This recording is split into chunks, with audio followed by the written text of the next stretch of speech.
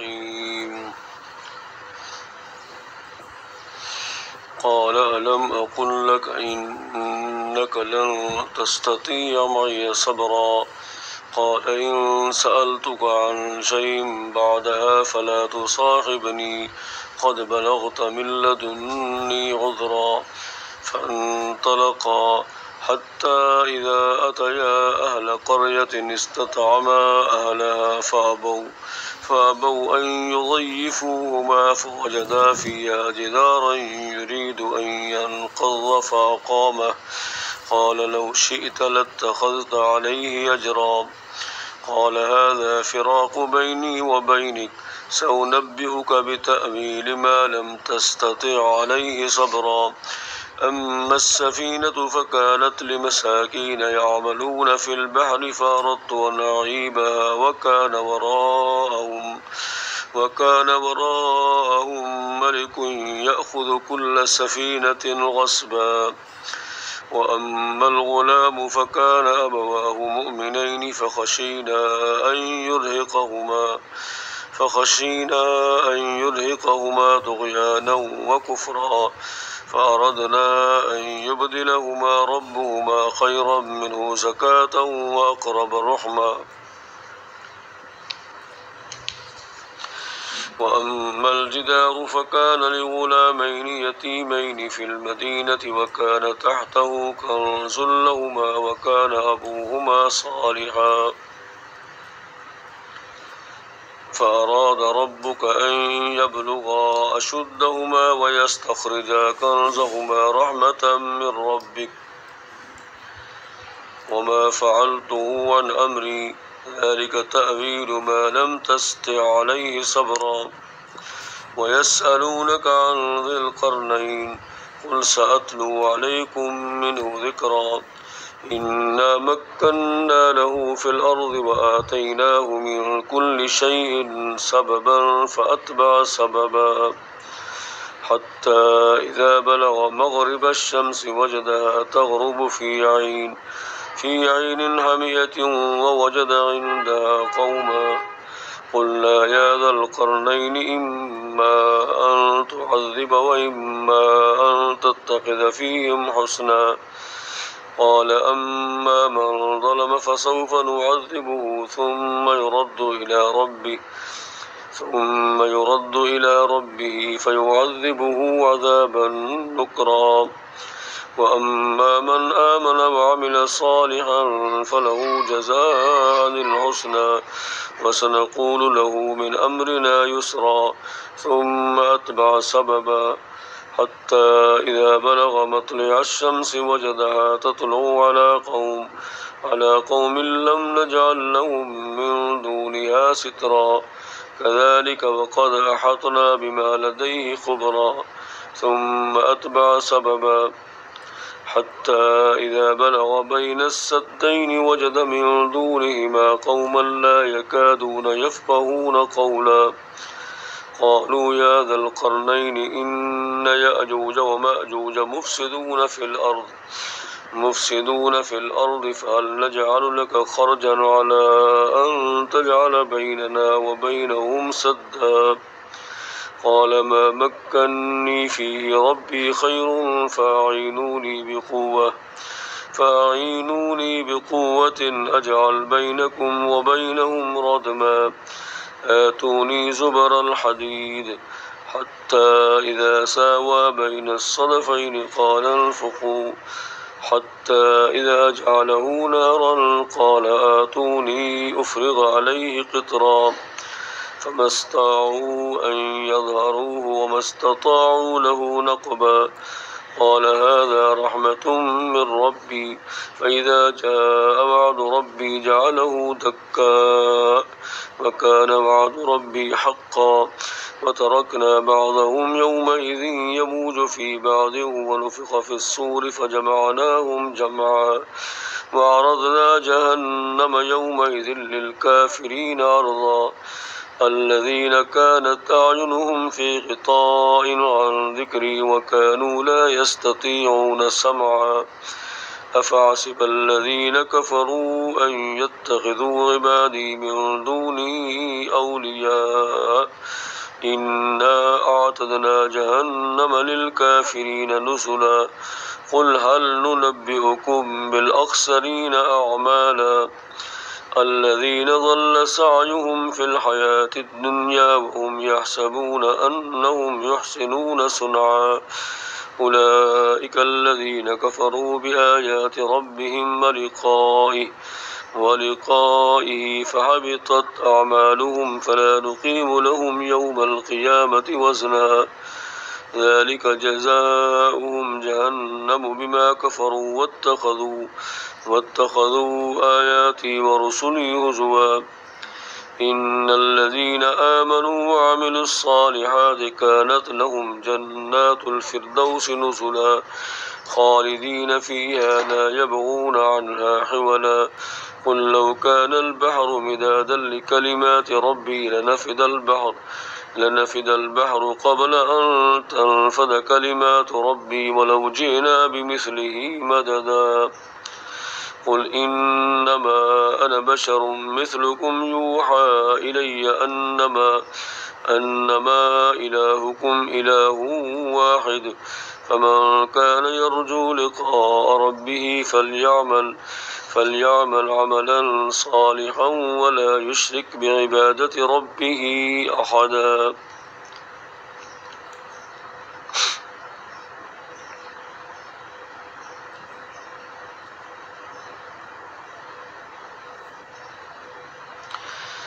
بسم الله الرحمن الرحيم كافها يا عين صاد ذكر رحمة ربك عبده زكريا إذ نادى ربه نداء خفيا قال رب إني وهن العظم مني واشتعل الرأس شيبا ولم أكن بدعائك رب شقيا وإني خفت الموالي من ورائي وكانت امرأتي عاقرا فهب لي من لدنك وليا يرثني ويرث من آل يعقوب واجعله رب رضيا يا زكريا إنا نبشرك بغلام اسمه يحيى لم نجعل له من قبل سميا قال رب أنى يكون لي غلام وكانت امرأتي عاقرا وقد بلغت من الكبر عتيا قال كذلك قال ربك هو علي هين وقد خلقتك من قبل ولم تك شيئا قال رب اجعل لي آية قال آيتك ألا تكلم الناس 3 ليال سويا فخرج على قومه من المحراب فأوحى إليهم أن سبحوا بكرة وعشيا يا يحيى خذ الكتاب بقوة وآتيناه الحكم صبيا وحنانا من لدنا وزكاة وكان تقيا وبرا بوالديه ولم يكن جبارا عصيا وسلام عليه يوم ولد ويوم يموت ويوم يبعث حيا واذكر في الكتاب مريم إذ انتبذت من أهلها مكانا شرقيا فاتخذت من دونهم حجابا فأرسلنا إليها روحنا فتمثل لها بشرا سويا قالت إني أعوذ بالرحمن منك إن كنت تقيا قال إنما أنا رسول ربك لأهب لك غلاما زكيا قالت أنى يكون لي غلام ولم يمسسني بشر ولم أك بغيا قال كذلك قال ربك هو علي هين ولنجعله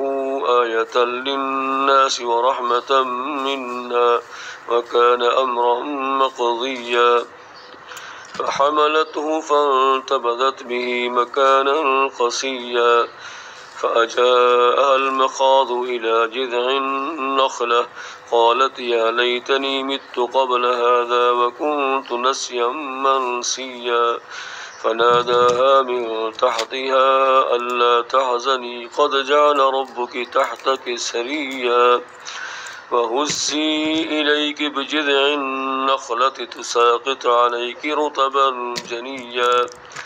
فكلي واشربي وقري عينا فإما ترين من البشر أحدا فقولي إني نذرت للرحمن صوما فلن أكلم اليوم إنسيا فأتت به قومها تحمله قالوا يا مريم لقد جئت شيئا فريا يا أخت هارون ما كان أبوك امرأ سوء وما كانت أمك بغيا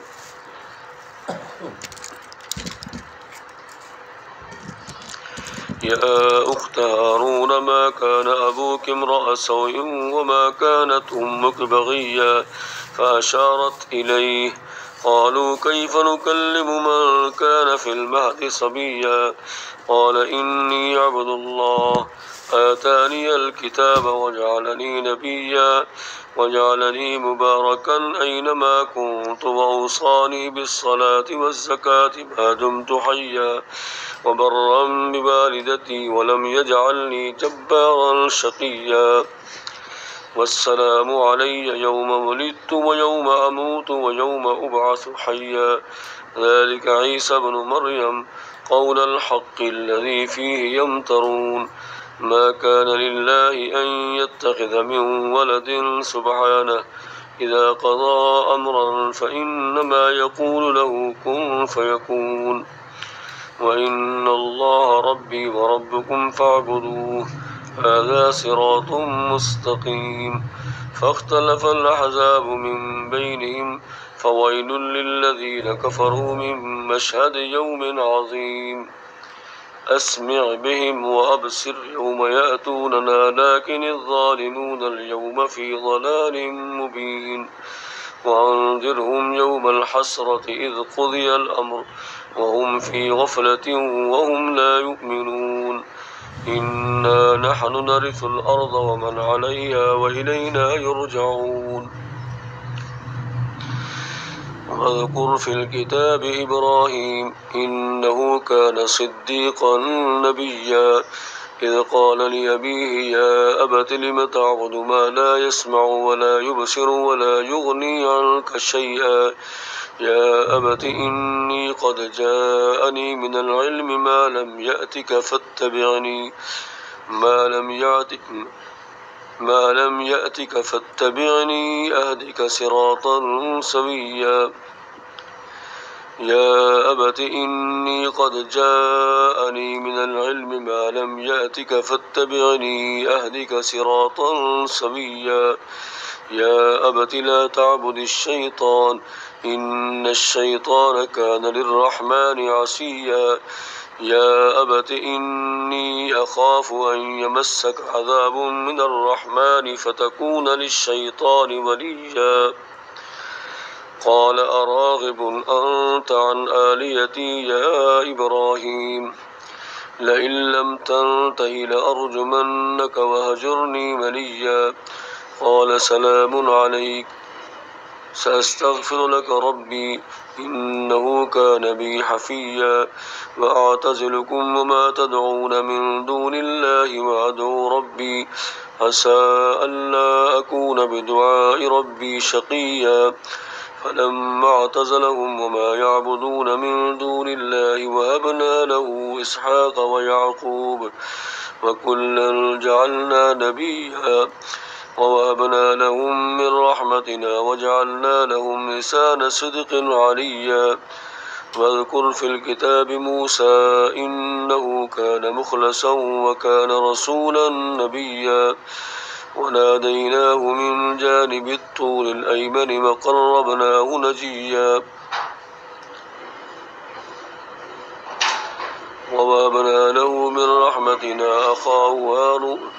ووهبنا له من رحمتنا أخاه هارون نبيا واذكر في الكتاب إسماعيل إنه كان صادق الوعد وكان رسولا نبيا وكان يأمر أهله بالصلاة والزكاة وكان عند ربه مرضيا واذكر في الكتاب إدريس إنه كان صديقا نبيا ورفعناه مكانا عليا أولئك الذين أنعم الله عليهم من النبيين من ذرية آدم وممن حملنا مع نوح ومن ذرية إبراهيم وإسرائيل وممن هدينا واجتبينا إذا تتلى عليهم آيات الرحمن خروا سجدا وبكيا فخلف من بعدهم خلف أضاعوا الصلاة واتبعوا الشهوات فسوف يلقون غيا إلا من تاب وآمن وعمل صالحا فأولئك يدخلون الجنة ولا يظلمون شيئا جنات عدن التي وعد الرحمن عباده بالغيب إنه كان وعده مأتيا لا يسمعون فيها لغوا إلا سلاما ولهم رزقهم فيها بكرة وعشيا تلك الجنة التي نورث من عبادنا من كان تقيا وما نتنزل إلا بأمر ربك له ما بين أيدينا وما خلفنا وما بين ذلك وما كان ربك نسيا رب السماوات والأرض وما بينهما فاعبده واصطبر لعبادته هل تعلم له سميا ويقول الإنسان أإذا ما مت لسوف أخرج حيا أولا يذكر الإنسان أنا خلقناه من قبل ولم يك شيئا فوربك لنحشرنهم الشياطين ثم لنحضرنهم حول جهنم جثيا ثم لننزعن من كل شيعة أيهم أشد على الرحمن عتيا ثم لنحن أعلم بالذين هم أولى بها صليا وإن منكم إلا واردها كان على ربك حتما مقضيا ثم ننجي الذين اتقوا ونذر الظالمين فيها جثيا وإذا تتلى عليهم آياتنا بينات قال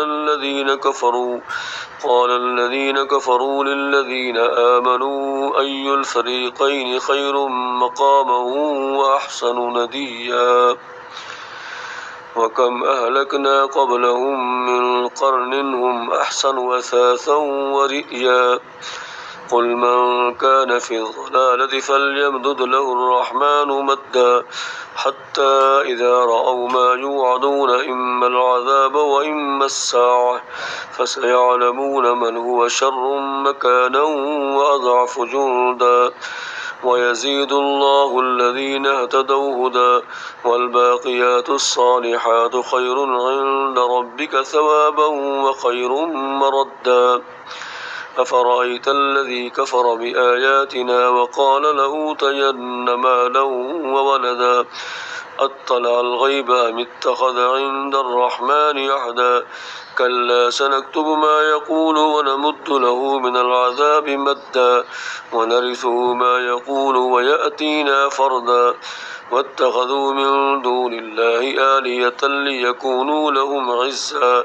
كلا سيكفرون بعبادتهم ويكونون عليهم ضدا ألم تر أنا أرسلنا الشياطين على الكافرين تؤزهم أزا فلا تعجل عليهم إنما نعد لهم عدا يوم نحشر المتقين إلى الرحمن وفدا ونسوق المجرمين إلى جهنم وردا لا يملكون الشفاعة إلا من اتخذ عند الرحمن عهدا وقالوا اتخذ الرحمن ولدا لقد جئتم شيئا إدا تكاد السماوات يتفطرن منه وتنشق الأرض وتخر الجبال هدا تكاد السماوات يتفطرن منه وتنشق الأرض وتخر الجبال هدا أن دعوا للرحمن ولدا وما ينبغي للرحمن أن يتخذ ولدا إن كل من في السماوات والأرض إلا آتي الرحمن عبدا لقد أحصاهم وعدهم عدا وكلهم آتيه يوم القيامة فردا إن الذين آمنوا وعملوا الصالحات سيجعل لهم الرحمن ودا فإنما يسرناه بلسانك لتبشر به المتقين وتنذر به قوما لدا وكم أهلكنا قبلهم من قرن هل تحس منهم من أحد أو تسمع لهم ركزا